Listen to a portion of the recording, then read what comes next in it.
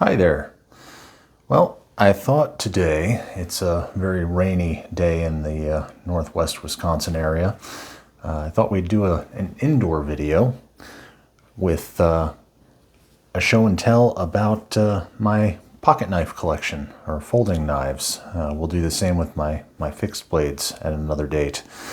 It's not the largest collection by far, but I did pick each and every one of them for a specific reason, and we will go over some of the things I like and dislike about each of them. So a long time ago, before we even moved to this area, I had a Benchmade 710 in M2 high-speed steel. I loved that knife. That was my first good pocket knife ever. The one I'd had before that was a cold steel Voyager, full serrated, before I knew better as to what I liked. That was in, I believe, AUS 8A steel. But being serrated, it did hold up for quite a while. And then I got that Benchmade 710 in M2 steel, and my life was forever changed. I knew that the higher end steels were the way for me forward, even though at the time I wasn't really able to sharpen them well on my own. That took years to learn for me. So this, after I lost the M2, which is to date the only knife I've ever lost in my life, and that's been 20 years ago, and I'm still a little sad about it, I replaced it with another Benchmade, and this was back when their prices were sane and reasonable. I mean, they were still pricey, but they weren't like they are in 2024. So this is one that didn't get nearly as much press as I thought it should have. This is the 943 model. It was greatly eclipsed by the 940 that most people seem to prefer. This has the aluminum scales, and it's on its second blade that they replaced for me under warranty when the first one's heat treat turned out to be way too soft for some reason. They upgraded me to an S30 V steel blade, which is nice. And I love this little guy. The action, after all these years, probably at least 15, 16 years, is still fantastic. Pops right open, closes shut, no problems. And as you can see, it's been used and abused over the years. This was the only one I carried for a long time. So next, we have one that I bought for just opening packages at work. This was a cold steel Tough Light. Again, that AUS 8A steel has a Wharncliffe design and works really well for boxes and tape and such. And it was a very cheap knife. I think it was $20 or $30 at the time. And I wanted something with a hollow grind that would be very slicey and easy to sharpen on a ceramic rod while I was at work if needed. And that was an office job, so you had to be a little circumspect about anything to do with knives.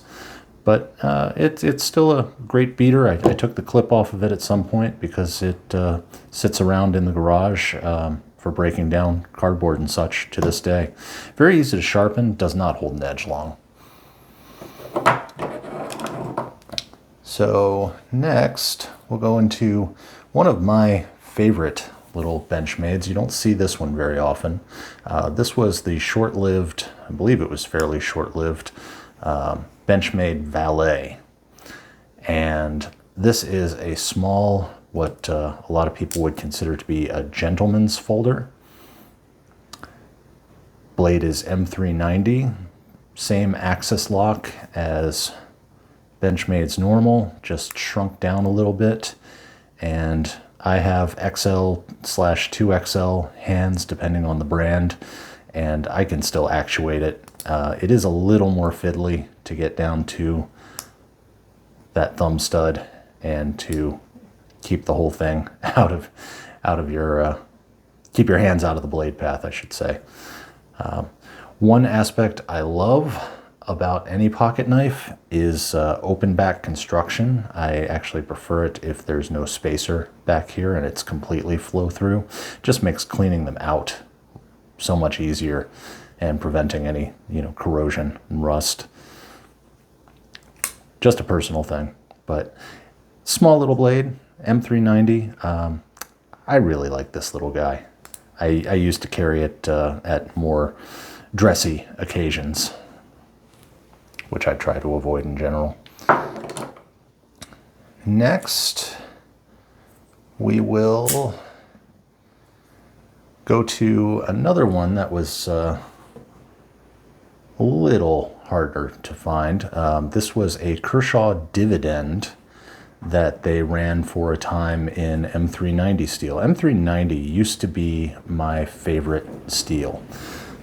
It's not any longer. I tend to gravitate towards tougher steels these days. I have had issues with what I tend to do with a pocket knife, creating little tiny microchips along the very apex that are hard to get out. And it's not my favorite steel to sharpen, for sure. It takes quite a while to create a burr, and the burr is harder to feel for me. So one thing I do not like about this guy is that it has a liner lock, and I'm also not a giant fan of flipper tabs. So that's the Kershaw Dividend in M390. And next we'll move to one that I bought simply because everyone said you have to have one. This was the Ontario Knife Company Rat Model 1, or I'm sorry, Rat Model 2 in D2 steel. This one also lives in the garage, as you can see, for just general beater purposes. I think the last thing I used it for, wow, that needs cleaned and sharpened, was cutting up old carpet and carpet foam. But I do like that flow-through construction. Okay, one that we've shown in a previous video. This is the Spyderco Manix 2 Lightweight in CPM S110V. I do not care for sharpening S110V, but it's extremely corrosion resistant and does hold an edge for a long time. I've heard reports that it can be brittle, but I have not run into that yet. This one is too much of a pocket hog for me. I was really excited about the idea of an Axis style lock, a crossbar lock on a Spyderco knife. Spyderco does a fantastic heat treat. Their quality is always top-notch, in my opinion. There's two things I don't like about this knife, and one thing that I do. Their version of the crossbar lock uses a ball bearing in there to intersect with the tang of the blade. Should be an extremely sturdy lock. The two things I don't like about it are, A, it's a pocket hog. That thing, you're going to notice it. If you keep it in your front pocket, every single time you reach in there for anything else, you're going to notice this and have to get it a little out of your way or move your hand around it. And also, closed back construction. Don't care for it. The ergos, also for my hands, are not great. That's a pretty thin handle. I do like that forward choil for more detail-oriented work. That's handy and well done. But I just can't get past the ergonomics and the dimensions. It's just too wide. So this one lives in my EDC pack in one of my backpacks. That the EDC pack moves from pack to pack as needed, and that one's always in there. Now let's continue with Spyderco for a moment. A Para-3, Paramilitary 3, also a little dirty. I will tell you that none of my knives, save for one, are what they refer to as safe queens. If I'm buying a knife, it's going to get used. And I adore the compression lock on these Spydercos. Other than the crossbar lock, it is my favorite lock style. I really like a lock that I don't have to disengage by putting my fingers in the path of the blade. I cannot stand lockbacks. They are the worst thing in the world to me. And slip joints, I have one. Well, I have two, actually. One I love. The other's pretty cool, but I don't carry it very often, but it does look super classy. So we'll go into that one. But Para-3, M390, the scale color was, I believe, referred to as Blurple.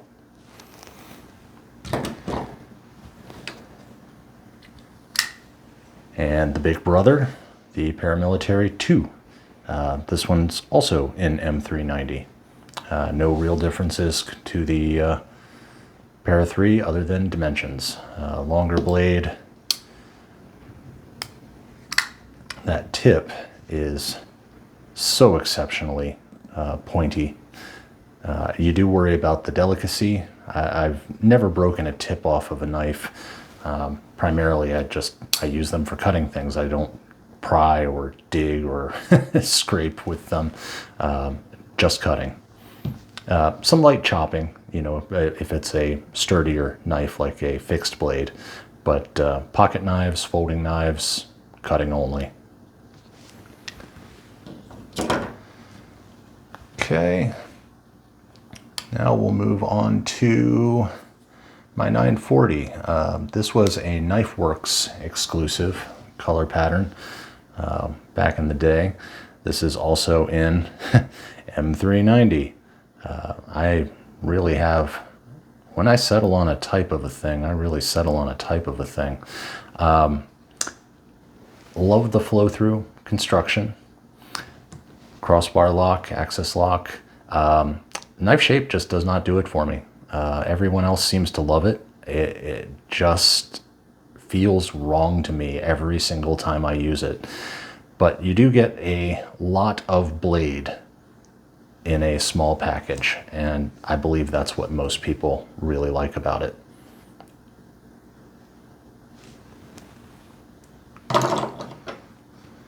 Okay. Now, these I have a bit of painter's tape on because I had them engraved with my name. But this was the 710, which I picked up to replace my long-lost 710 when it was released in M390. This was, again, a KnifeWorks exclusive. You can see it's had quite a bit of use as well. One thing that over time, as I've learned more and more, that recurve is a pain. Sharpening it on a flat stone is impossible, well, at least for me. This one has to go on my Work Sharp Ken Onion edition with the belts to follow the curve properly. That's fine. It works, but it does limit its ability in the woods for me to resharpen without bringing some sandpaper and that level of hassle. So this one does not tend to go into the woods very often, but I do really like it. Very good looking knife, and it's one of the better Benchmade designs in my opinion. Just the recurve, I used to love it. I don't anymore. Okay, we are getting to another KnifeWorks exclusive. This was the Contoso, I believe. Contigo, that's what it was. Again, in M390. I hate this knife. I absolutely hate it. It's overbuilt, it's sturdy, huge amount of blade surface for a folding knife. These scales absolutely kill it for me. Again, well, no, this one's only a partial flow-through construction. So a little black mark in my opinion about it. It's heavy. It's very, very blade heavy. But what gets to me is ergonomics. This jimping is very aggressive. It's fine if you're wearing gloves, but it's in both directions. It's on the back, it's on the front, it's in the back of the front, and then even continues down here. And if you're using a knife like this, you're probably doing something a little harder with it, and it will leave impressions and imprints and dig in like crazy. Can't stand it. This one lives in a drawer. I wish I hadn't had it engraved. I'd have sold it years ago. And I believe that is it for the Benchmades. Now we'll go on to, I need to pause for a moment and grab the other two. There is one more Benchmade. It's actually kind of a polar opposite to the Contigo. This is the Benchmade Super Freak. And everything I did not like about the Contigo for a large folder is fixed in this one. The open back construction, and instead of M390, we have M4 steel on the, the colloquial is the Super Freak. Wonderfully coated blade, been used for years, and still looks relatively new. It's got a few scuffs on it, but nothing uncoated, and I haven't had any rust issues with this, and I was a little concerned about that. But as important or more important to me, the contoured G10 scales here are so comfortable. I like them a lot. The jimping is just right up here, and the action is swing shut. Just a great knife. As much as I hate the Contigo, I love the Super Freak. It's a good looking thing too. All right, and there was two more Spydercos. This is the Little Native, I believe. One of their only small pocket knives with a compression lock, which I really, really like, as we talked about. This one's in Crewwear steel, which at first glance, you may say, well, that's a little silly to use such a tough steel for a tiny blade like that. I think it's 2¼ inches, something in that neighborhood.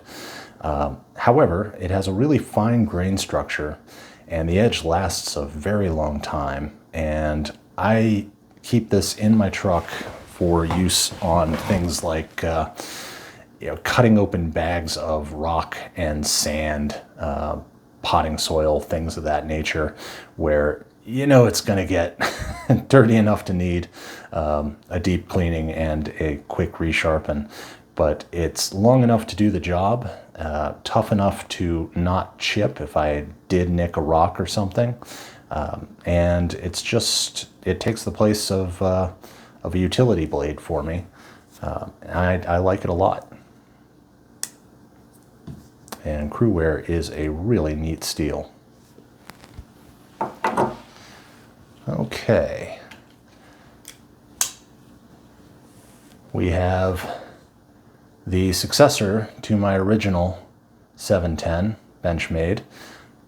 This was the release in D2 steel. I picked this up almost out of nostalgia when they were discontinuing the 710 originally, and this one does not get used. It sits in a place of honor in my tool chest in the garage, but I don't know.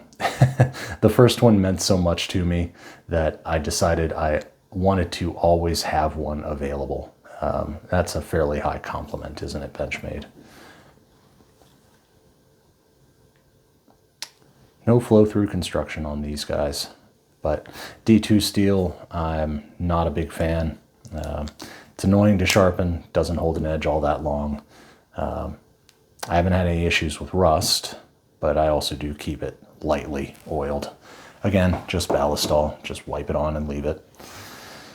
Next we have one that I consider a folly. I got caught up in a bit of hype. This is the James brand from last year in MagnaCut. It's a hollow grind. And again, everything I buy is a user, but this one doesn't see a lot of use. I do like the idea of a hollow grind with a tough steel like MagnaCut. And I like the shape of the belly. That's a whole lot of belly. It has a crossbar lock. It is flow through, well, mostly. It's got that back spacer there. I haven't put this to anything harder than basic utility. That hollow grind is quite slicey, but it was pretty expensive for what it is. And as good as it looks, it's not my first choice for anything. It's a fine knife, seems well made. I haven't had any issues with it. The action's good. The blade material's splendid. MagnaCut is my favorite steel, other than 3V. And there you are. Okay, now we have kind of a rarefied one. This was one of my slip joints. This is the Spyderco Squeak in LMAX steel. Very, very tiny blade. I believe it is 2 inches or shorter. And it has titanium scales. It is a slip joint, and this one is one of their Menaggio, Italy factories. That little choil right there and the jimping on the spine really makes this great as a slip joint for me, because when you go to use it, you're protected against it closing. And then when you go to close it, you can start the close action with your finger in the path of the choil, flip it over, and snap it the rest of the way shut. The LMAX steel has been fantastic. I bought this one originally to have something that looked good and looked professional and very non-threatening when I worked in the United Kingdom. This is one of the few that you could get away with actually having on your pocket without getting uncomfortable questions from a peace officer. Easy enough to get open, looks good in a suit. Too small to do anything other than package opening, and you would even struggle to dissect an apple with this fellow, but I really like it. It has quite a bit of weight due to the titanium scales, and I believe that might be steel in the center. It's surprisingly dense for how small it is, but I really like this little guy. I believe this might have been a sprint run at some point. Here is a rarer one. They only made these for, I believe, a few years, but you know, my favorite knife company is Bradford, and this was their short-lived G3 flipper.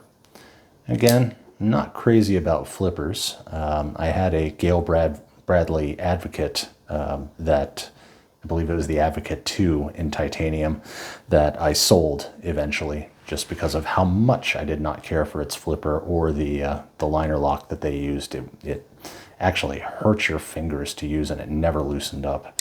So to whomever bought it, I hope you have enjoyed it far more than I did. But this has stone-washed titanium scales with what appears to be a peanut butter cookie crosshatch pattern. That's what it always reminds me of. And this one is in M390 steel. It's a good knife. It's heavy due to the scales. They're quite thick, overbuilt, which in a lot of cases I like.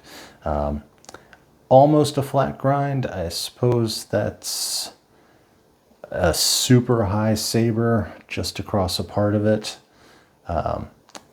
But for a 3-inch knife, it is on the heavy side and the thick side. However, I do really like it, and I haven't had a single problem out of it. It's been very easy to resharpen for being M390, but hasn't needed it very often. You can see this is one of the ones that I learned sharpening on. Sadly, not exactly even there. I should really fix that. All right, getting down to the end here. This is my Hogue Deca 2 in clip point in Magna Cut. Absolutely love the Hogue Deca 2. I've had no problems with the heat treatment. It's seemed great to me. The edge lasts a long, long time on that Magna Cut. And look how thin and slicey that blade is. I adore it. I don't know that I've ever had to actually sharpen this. I believe it's just been ceramic plate and stropping. I don't, and I've used this a lot. This has been on a couple of camping seasons, and it's what's at hand most of the time if I don't feel like going for a fixed blade or don't have one on me. Action's great, crossbar lock, flow through design. The handles, yeah, they feel cheap. They do have a little flex to them, but the spacers take care of that. And the ergonomics are not bad for as thin of a profile and as lightweight as it is. The finger grip there fits my chunky fingers, and the jimping is in a good position and not too rough. And the profile of the blade is just right for everyday carry stuff. So the Hogue Deca 2 is one of my favorites, but it's not my total favorite. We'll get to that one at the end. All right. So next we have the Kershaw Leak Assisted in Magna Cut. I really liked the dividend. I did not enjoy the M390. I did chip that one a little bit. I've repaired it.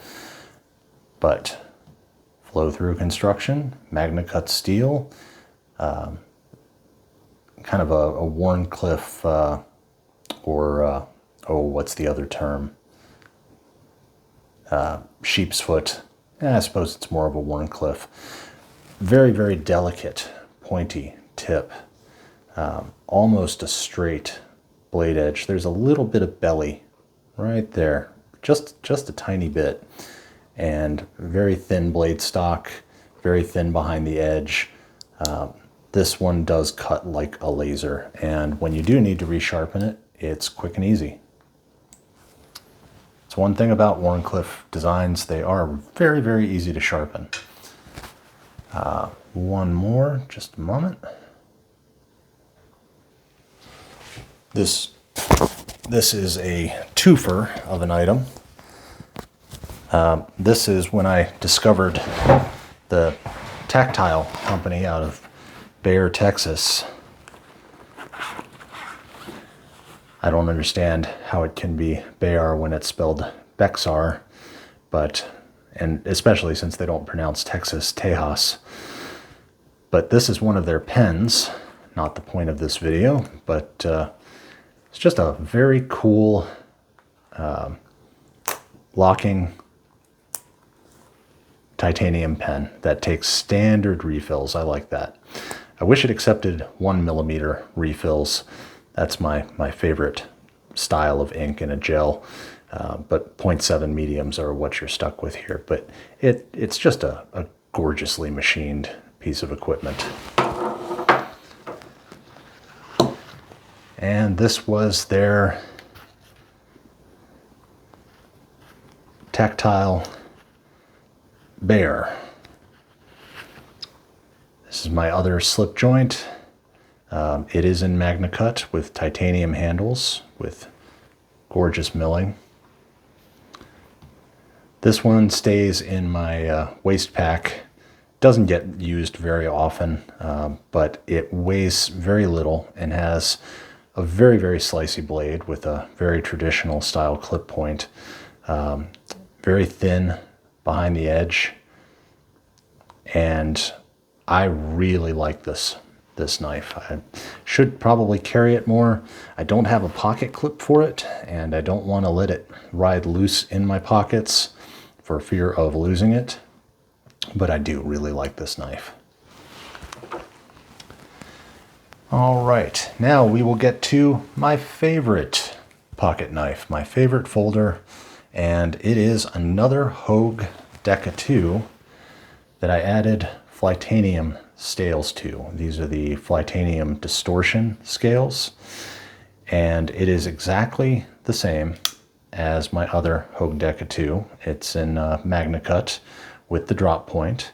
No differences on the blade at all, so that same very thin, slicey profile. Flow-through construction on the scales, and titanium handles. You give up the lightweight classification of the Deca 2, but I enjoyed the blade, the shape, the profile, and the material so much on the lightweight as delivered version that this, when I replaced the scales, has become my all day, every day in my pocket for the time being. Well, quite a while now. I've been carrying the Deca 2 for I believe 2 years as my knife of choice, and this was just an evolution of putting the titanium scales on it, and the extra weight doesn't bother me at all. Love that there's a deep carry clip on this. But Flytanium does great work. The action is unaffected,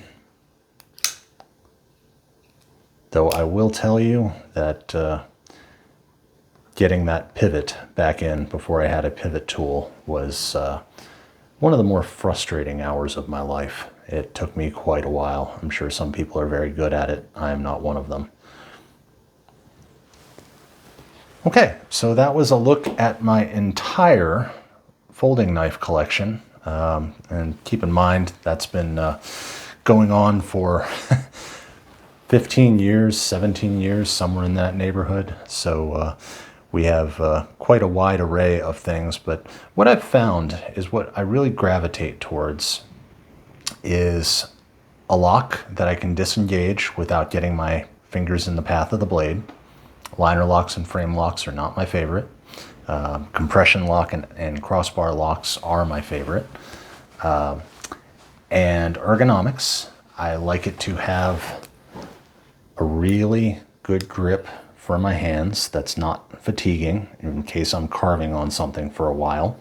That was another reason to change to the titanium scales here, is that extra weight and the nice rounded chamfering that Flytanium's done here really boosts the comfort for me significantly over the factory scales. And blade style is my other thing. Drop point seems to be what I gravitate to most often. I just get the most use out of it. Profile of the blade. Now, while I have the Super Freak, which was before I got into carrying a fixed blade on my belt every day in cross draw. So parallel to my belt up front. I liked having a heavy duty folder. The Contigo was an example of that, and certainly the Super Freak in M4 steel is an example of that. The ergonomics are fantastic on it, but they're never going to be as good as a solid handled fixed blade, in my opinion. And now that I carry Guardian 3.2 or 3.5 on me all the time, if I'm doing anything heavier that's going to take more than a minute or so, I'm going to reach for that fixed blade rather than carrying around a heavy duty folder that isn't quite as good as a fixed blade and isn't as beneficial as a regular, smaller, thinner stock folding knife. So I kind of get the best of both worlds with pairing this thin slicey blade in MagnaCut with my Guardian 3.2, also in MagnaCut. The blade profile on the 3.2 isn't much thicker than the Deca 2, but the ergonomics are just wonderful on these 3D contour scales. And Bradford makes my favorite scale design of any knife company that I've handled so far. So that's it. That is the state of my folding knife collection and some whys and hows of what I decided to keep over time. And a lot of them are almost in an archival state. I'll grab one of them for a trip or something, just to give it some use. But these are the two that are on me all day, every day at this point. So thanks for watching. I hope you enjoyed it. I hope you saw a couple of things that are a little on the less common side. And I hope you have a great week.